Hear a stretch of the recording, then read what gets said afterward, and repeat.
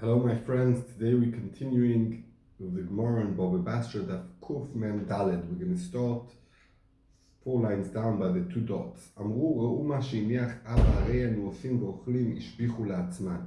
So the Mishnah learned that if someone passed away, Yaakov passed away, and his sons, he has older sons and younger sons. So we said if the older sons invested in the possessions before they split them, what they invested is what went up in value is split between all the brothers. And then the Mishnah says, but if they said, these older brothers, before they invested, they said, we want to split, and they never split it, and they said, okay, we're going to invest, but it's only for ourselves. So what they invested and it went up in value, it goes to themselves. Says the Gemara, Rav Safra Shavak Avu Zuzi, Shaklinu Avad Bu Iska Atu Achi Tavunu Bedinu Kamei de Rava. Amalu Rav Safra Gaber Rabba Hu Lo Shavi Girsa V'Tarach Lachinis. The Gemara tells a story about Rav Safra that his father left him money. He took it and he did business with it and he made money.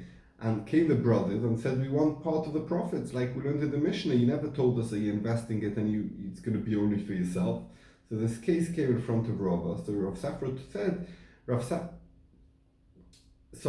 it came in front of Rava. So Rava said, Rav Safra, he's a Gaber Rabba, he's a Talmid Chacham. It's obvious that if he's investing to himself because he's learning Torah, he's very busy, doesn't have time to invest for other people, for his brothers, and therefore the investment is only for himself. It's obvious that when he took and invested, that he's investing only for himself. It's as if he told them, I'm investing only for himself, and therefore the profits go to him. Says the Mishnah weiter.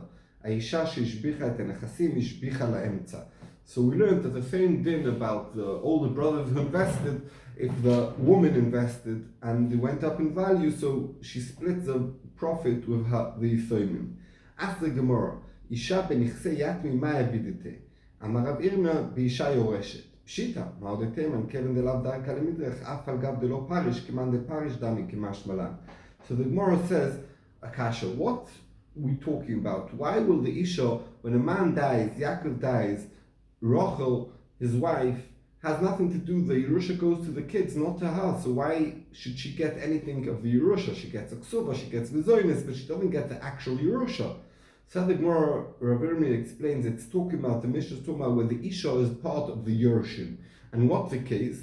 So Rashbam has one case that's a little bit complicated. We're going to go with a simple case at the end of the Rashbam, that he says the case is, it's talking about with the husband, before he died, he said that I want my wife to get the chelik in the Yerusha together with the brothers, so she's like the Yerush, together with the sons. So therefore, let's say there was 3 brothers, 3 sons to Yaakov, so that his wife also gets a chelik, and they split the Yerusha in 4, and then she went and invested, so the investment where it went up in value goes to everyone. And that the Gemara asks, Pshita, obviously, okay, if it's somebody that she yarshans with the other with the sons, why should it be any different from brothers who got Yerusha and one of them invested? Why did the Mishnah need to tell you this in a separate case? On that the Gemara answers, you might have thought, because a woman, it's not a way to invest, so therefore, even though that she never specifically said that I'm investing it only for myself, it's like she said so, like we said before by Rav Safra, that Talmid Chacham is as if, even though they never said I'm investing for myself, we take on that he invested it only for himself. So the same thing we're going to say also by a woman, and therefore the way it went up in value should go only to her. Kamash Malon the Chiddush says no, if she never specifically said, it doesn't go only to herself, it's split between her and the Yisoimim.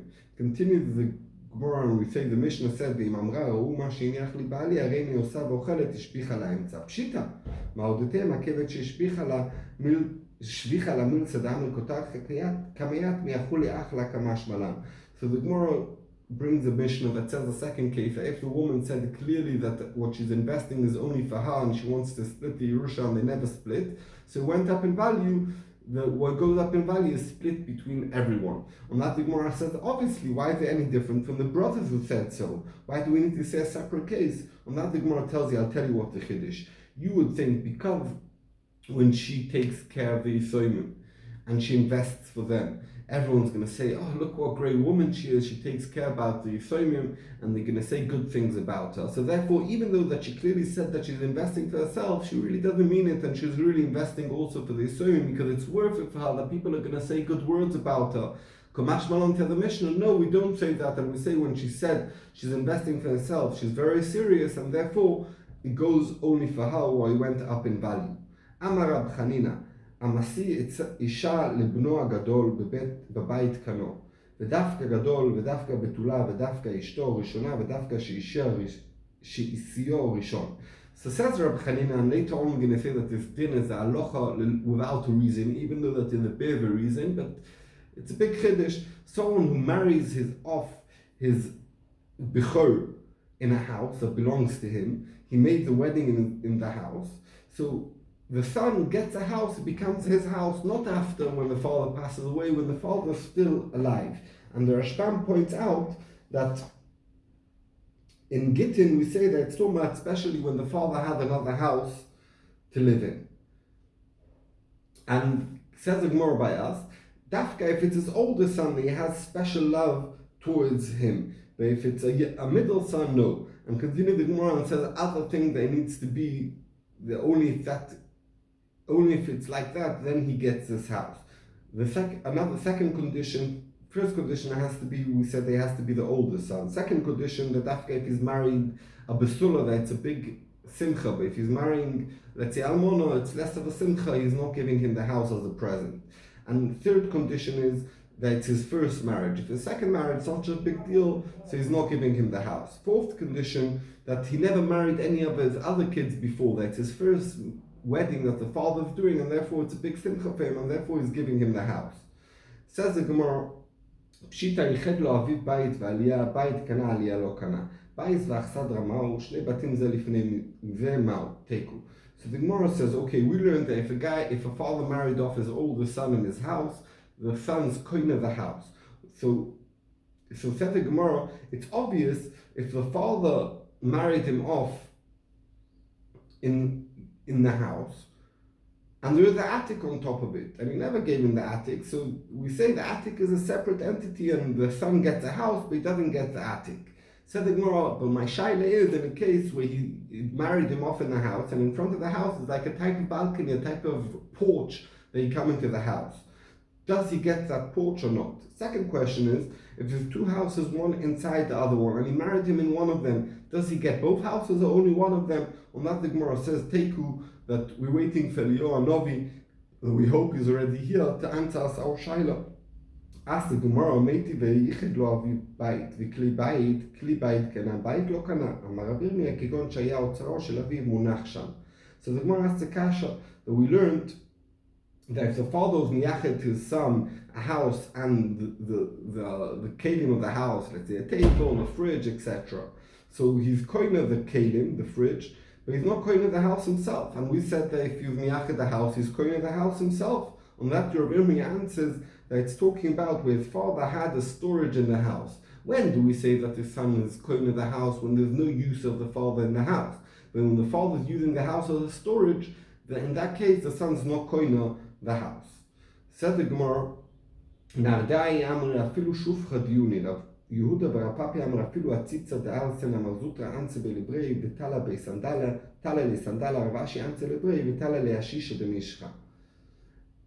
So the Gemara brings a few things, similar things, that if the father is using the house, the son's not going to the house. The Nardoi, the people who come from Nardoi and Bovel, say that even if it wasn't a storage, only there was a pigeon house in this house that the father married the son off in, so it means the father is still using the house, so the son's not going to it. And Rav Yudah and Rav Papi say even if it was, he left only a pot full of fried fish, it means the father's using the house and therefore the son's not going to it.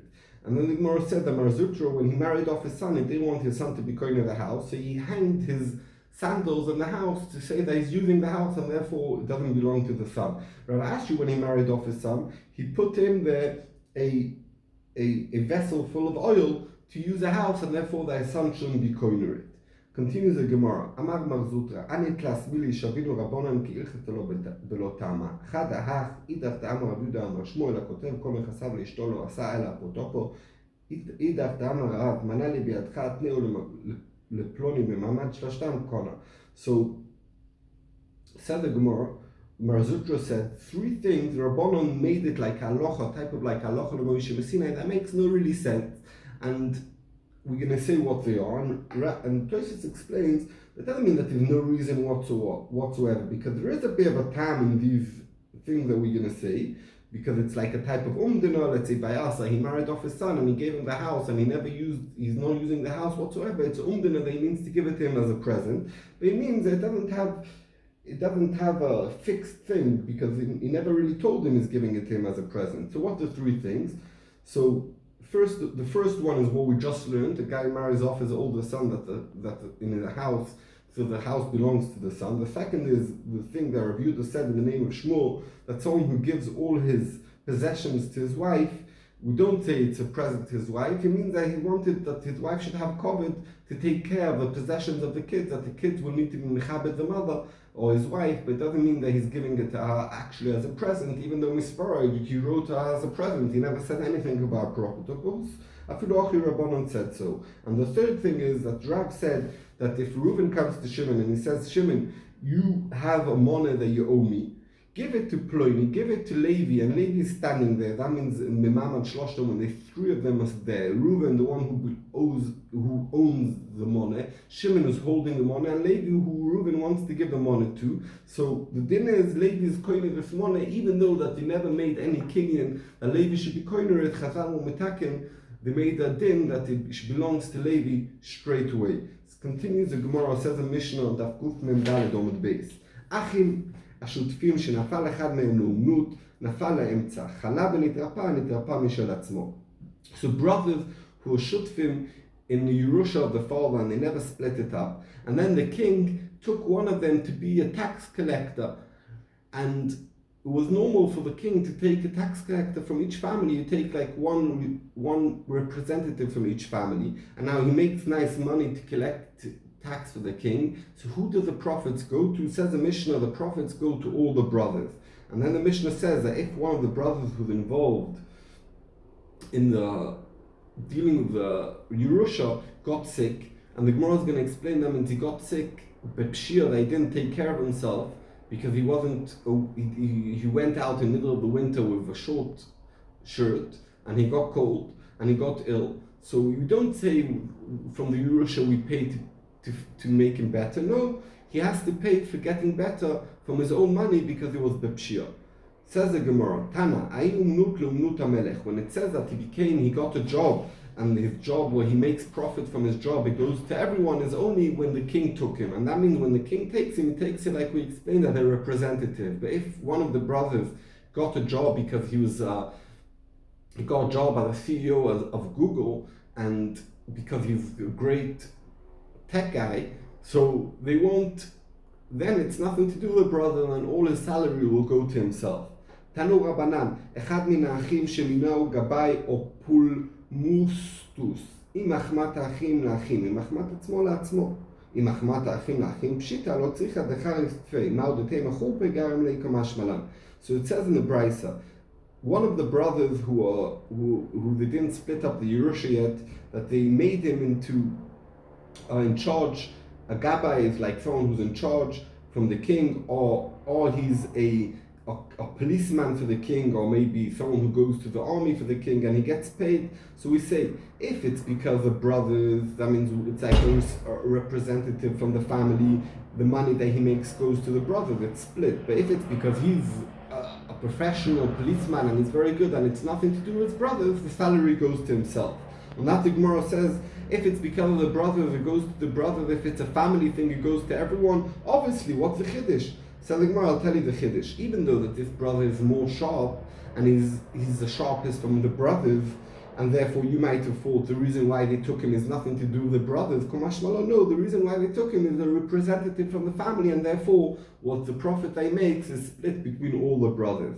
תנו רבנן, אחד מן האחים שנתן 200 זוז ללמוד תורה, ללמוד אומנות, יכולים האחים לומר לו, אם אתה אצלנו יש לך מזונות, אם אין אתה אצלנו אין לך מזונות, ולטבו לקולך דאיתא, וסייע לרבונה, דאמר רבונה, ברכת הבית ברובה, ולטבו לפי ברכת הבית, אחי נמי.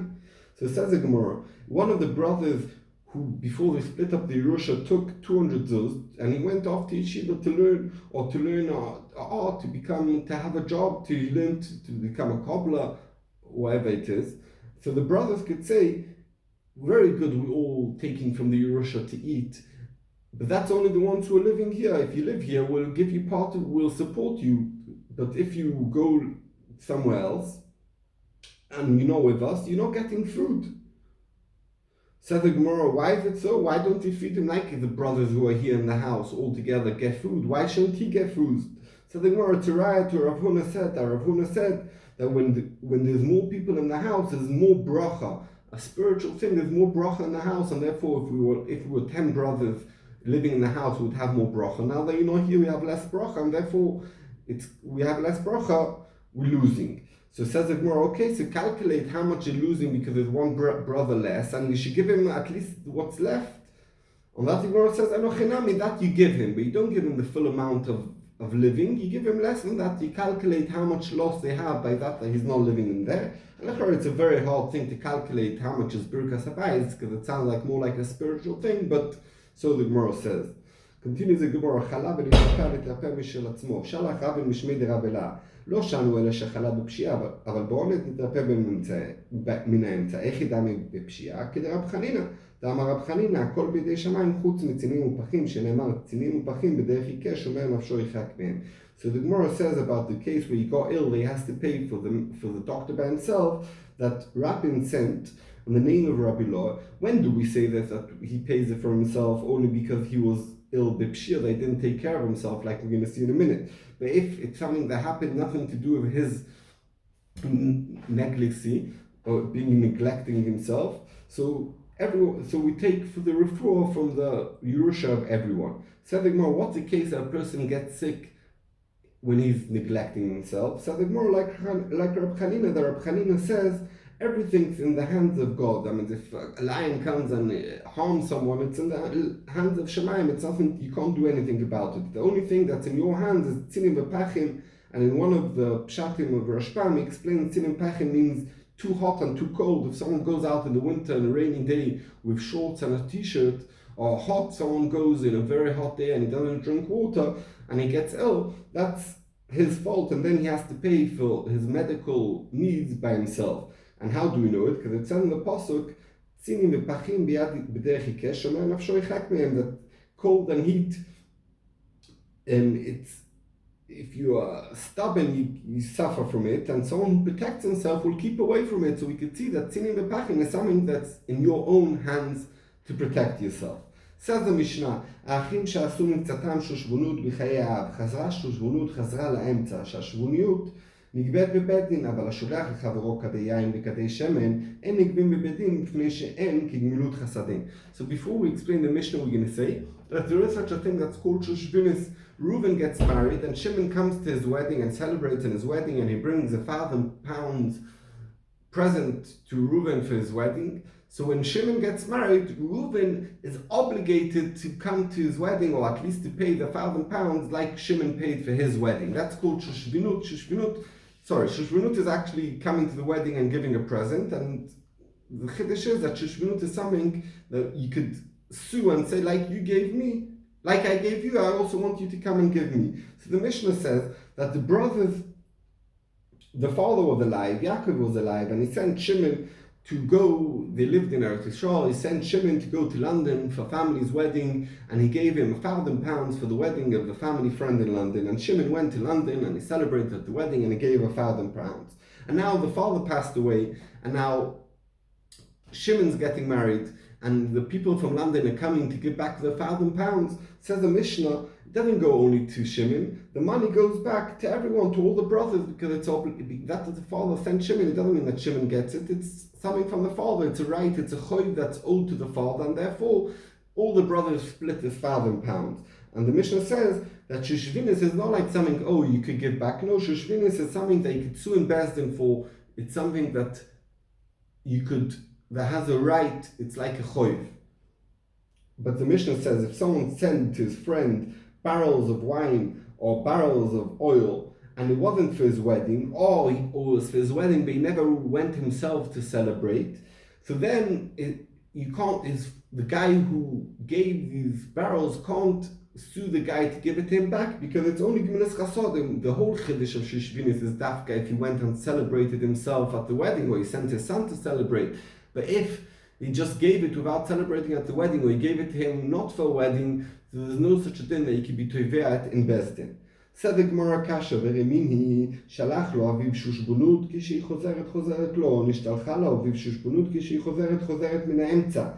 Said the Gemara, it said in the Brisa, that if the father sent one of the sons to be a shushvin for someone else, and now the father passed away, when he comes back, so the shushbinut is present, when the person in London comes back to give the present, it goes back only to him, not like what we said in the Mishnah.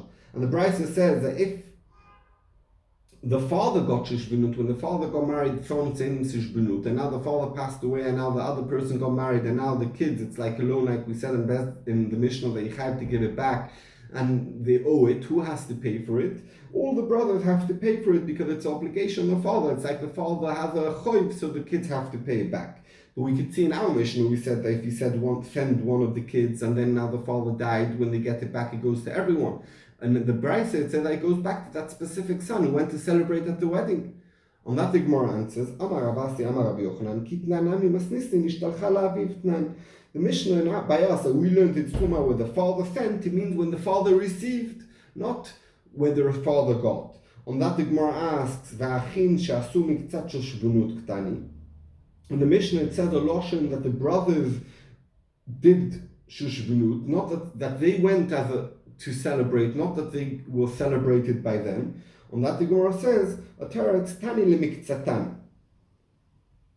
We not go as achin shasu miktzat shushvunut. We go as achin shasu lemiktzatan. That means that they received, not that they gave. On that, the Gemara asks, "V'chaza shushvunut ktani." It says that when they received back the shushvunut, it goes to everyone. And you telling me it's someone when they giving back. On that, the Gemara says, Achikama, this is Pshat in the Mishnah, Chazra Ligvot, when they coming to sue this family for Shishvunut, because they received Shuv for Shishvunut, Nigvet Be'emtza, they all have to pay. So the Gemara is saying a teretz, Rabbi Yochanan, Ravasi in the name of Rabbi Yochanan is saying quite a shvera teretz, that it's talking about, not like the Mishnah's mashma, that the brothers the father sent one of the sons, it means the sons received shushbunut. Ravasi Amar lo kashe, kan bestam, kan b'mefaresh. Kedetanya shalach lo aviv shushbunut, כשהיא חוזרת לו, שלח לו אביו שושבנות סתם, כשהיא חוזרת לאמצע. So Ravasi says a different teretz. It's a little difference. If the father sent one of the kids and he said clearly, this is for you, Shimon, go celebrate, and when they want to return it, they should return it to you, then it goes to Shimon only. And when the father sent Shimon and never said specifically who should receive it back, it goes to everyone, and therefore the Brisa is talking about where the father sent him specifically and said you will receive it back, and therefore it goes back to him. The Mishnah is when he sent it to him stam, and therefore it goes stam and it doesn't go to everyone. ושמואל אמר, אחא ביבם עסקינן שאינו נוטל בראוי כבמוחזק. Says a third teretz that Shmuel says it's talking about that the father sent Shimon to London for a wedding, and he gave him money, and now Shimon passed away, and now when the people in London wanted to give it back, Shimon passed away, and Levi did Yibum on the wife of Shimon because Shimon died without no kids. And the din is that Levi's Yerush all the nechosim of Shimon. So really it should be, like we said in the Brisa, that Shimon receives back the Shushvunus, and therefore Levi Yarshim him. So Levi gets the Shushvunus.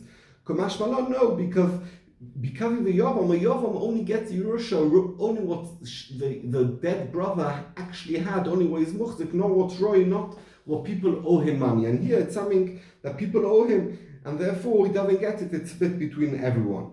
As the Gemara, Michlal di idach meshalem, you're saying that in a case where Shimon died, the people in London have to pay the shushvinis. Why does they need to pay? Lemet nuli shushvini ve'esmachimo. The people in London don't even have to pay a shushvinis in their case, because they should say, listen, if Shimon's alive, we'll come celebrate at his wedding and give a present, but Shimon's not alive, we can't celebrate, and therefore we're not chayev. Milo itami, we know in the Brisa, makom shenagu lachzir kedushim machzirim, makom shenagu shelo lachzir, em machzirim. In a case where a guy gave kedushin to a wife, and then they got, let's say, divorced, before the marriage. So we say if the minig is to give back the diamond ring that was for the erusin, you have to give it back. If the minig is not, you don't have to give it back. And Rav Yosef, the